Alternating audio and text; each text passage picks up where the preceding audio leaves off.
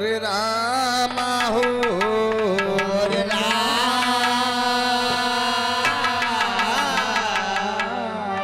ओ बहन बतलाई दिया रामा ओ बहन बतलाई दियो रामा अरे पूजा करो कौने है तू बहन बतलाई दियो रामा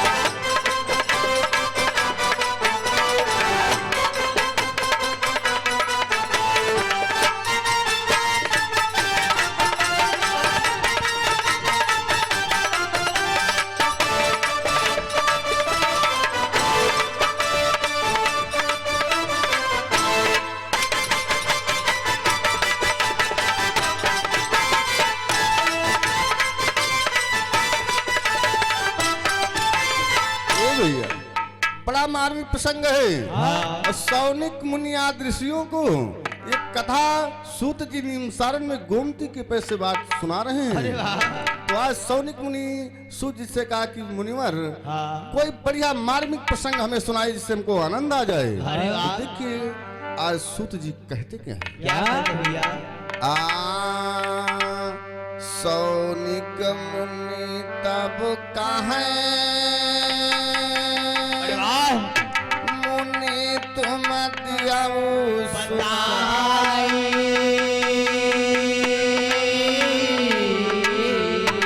अरे छोटा सा प्रसंग मुनि तब रहे सुना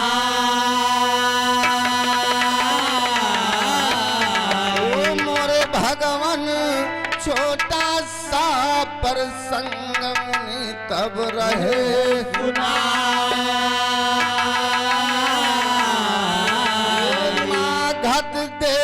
बसई मोरे भैया और सुन लियो ध्यान लगा ताकि कथा सब ताकि कथा सभा गाई ओ मोरे दादा अरे ध्यान बसरी नहीं जाए पूजा के ही बात के हो रहा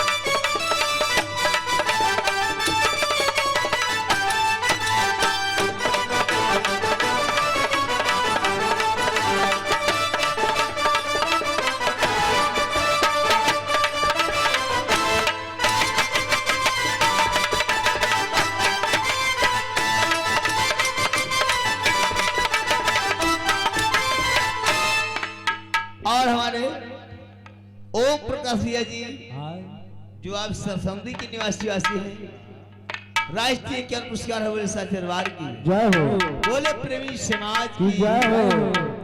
ये भैया सौनिक मुनि सूत जी से कहा कि नाथ हमें कोई बड़ा मार्मिक प्रसंग सुनाइए। हाँ। तो कहा सुनिए, एक मागध नाम का देश है और उसी देश की ये पावन चर्चा आप श्रवण करें। और गोमती नदी के पास नीम सारण में बैठे सूत जी महाराज कथा सुना रहे हैं। तो देखिए कहते क्या हैं। क्या कहते हैं? वही देश के भूपयक रहते भाई, अरे चंड बेग है नाम सुनो तुम ध्यान अरे भैया चंड बेग है नाम सुनो तुम ध्यान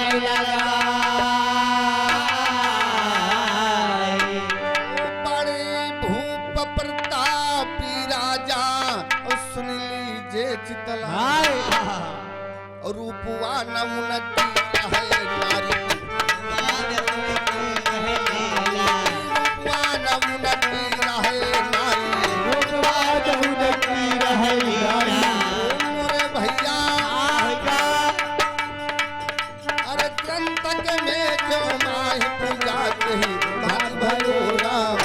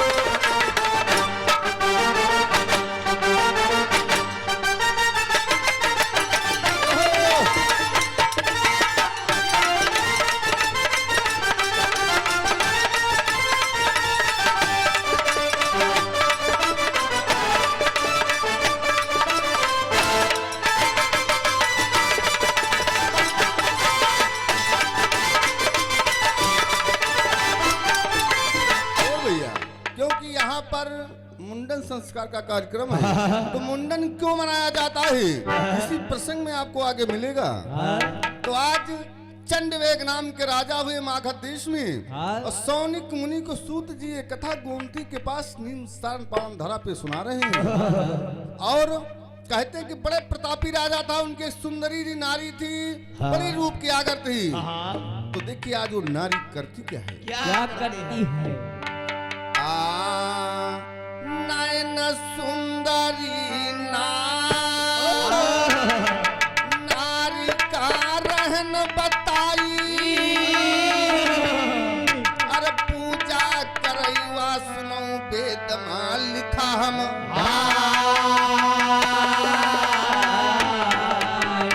ओ मोरे भगवान पूजा करैवा जाई वेद में लिखा जो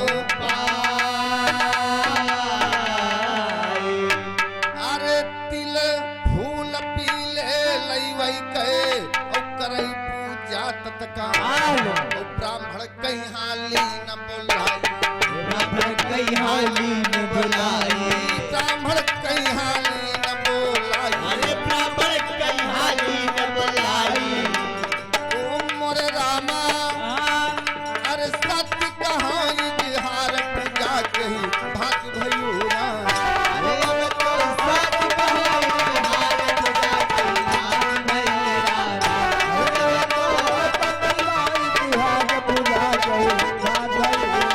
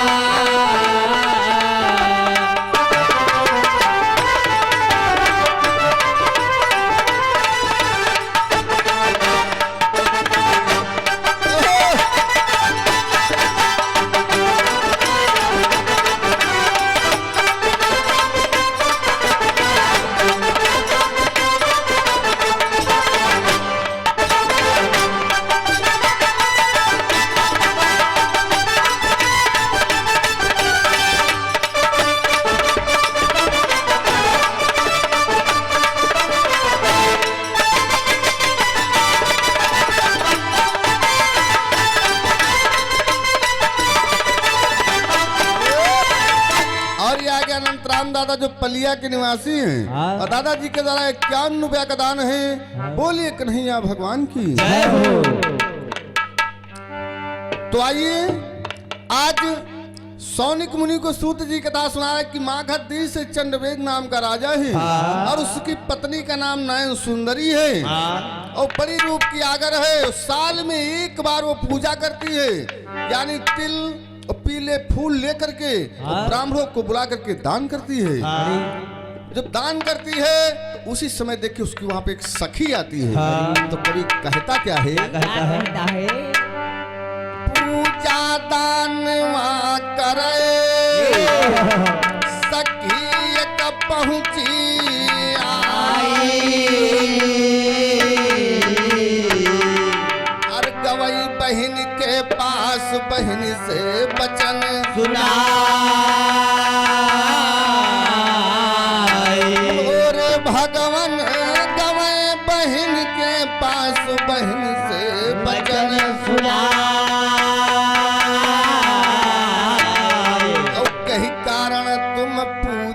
करती हमसे दियो बता। अरे के कारण तुम पूजा करती हमसे दियो बता। यही कारण तुम पूजा करती हमसे दियो बता।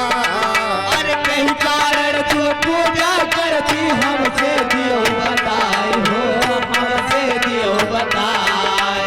तब हे नारी कहने लगी, तब हे नारी कहने लगी, ओ मोरी बहिनी शंका तो जा मम्मी ताई पूजा तो ही भांति भया। अरे भैया शंका के मम्मी चाहे पूजा तो कहीं भांति भया। शंका के मम्मी चाहे पूजा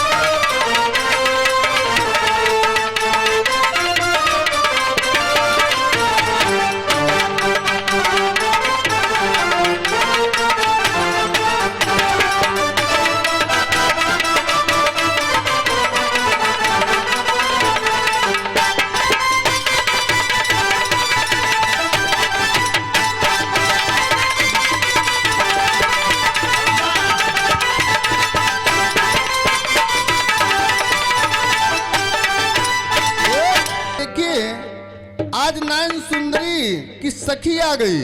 कहा बहन ये बताइए कि साल में एक बार आप तिल लो करके और पीले फूल लेकर के और ब्राह्मणों को दान करती, किसक्यों पूजा करती है, इसका क्या कारण है? तो देखिए आज वही नयन सुंदरी कहती क्या है। और सौनिक मुनि सूत जिसे कहते कि हमारे शंका हो गई। तो कहा किस बात की शंका है? तो सौनिक मुनि कहते क्या है मास्टर? क्या कहते हैं? देखिए आज नयन सुंदरी से उसकी सखी कह रही कि ये बताइए बहन कि आपने साल में एक बार क्यों पूजा करती हैं, इसका क्या कारण है? क्या कारण और है? ये कथा सौनिक मुनि को सूत जी नियमसारण में गुंद के पास बैठे सुना रहे हैं। तो सूत जी से सौनिक मुनि कहते हैं कि भगवान हमारी शंका है। तो कहा किस बात की शंका है? तो प्रसंग पे ध्यान दे, कवि कहता क्या है? क्या कहता है राजू भैया? सौनिक मुनि तब कहे नाथ तुम दियो बताए। अरे शंका दिल माया का भरम तुम दियो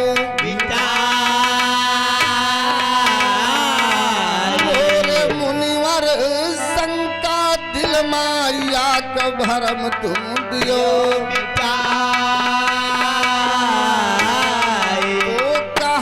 सूत जी कौन है शंका और दे भरम मिटाए। सूत जी कहते हैं बताइए सौनिक मुनि तुम्हारे किस बात की शंका हो गई? काहे सूत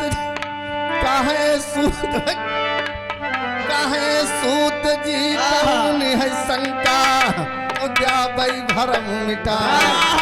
सौनिक मुनि कहते क्या है? क्या?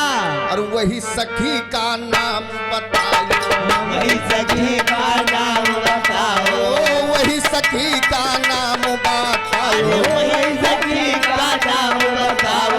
ओ मोरे भगवान हाँ अरे शंका दियो मिटाई पूजा कही भाग भयूरा।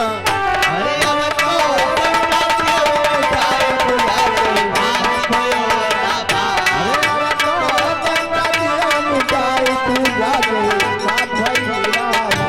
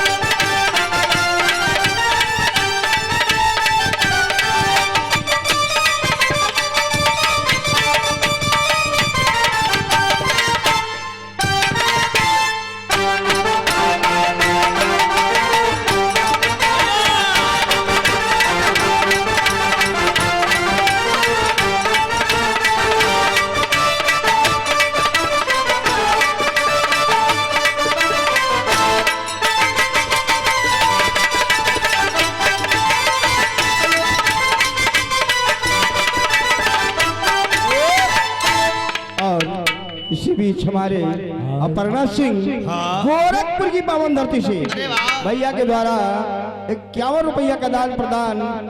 बोली सच्चे दरबार की जय हो। तो सौनिक मुनि ने कहा सूत जी से मुनिवर ये बताइए कि हमारे इस बात की शंका जो सखी आ गई हो, वो नयन सुंदरी की जो सखी आ गई, उस सखी का क्या नाम है? इसी बात की हमारे शंका है। तो समय संकेत कर रही है कटा और पीस भी गाना है। तो कभी कहता क्या है? क्या कहता है? कि मिली कथा जो मोहि ग्रंथ से रहन सुनाई, गुरु है राजा राम छान का दिहनी बना और भगवान गुरु है राजा राम छान का दिहनी बना। तो यादव कुल माँ जन्म लिहन है कि सुंदर जाति यही सतर्क थाना लगे गुरुवर का, थाना लगे गुरुवर का, सतर्क थाना लगे गुरुवर का। थाना लगे गुरुवर का।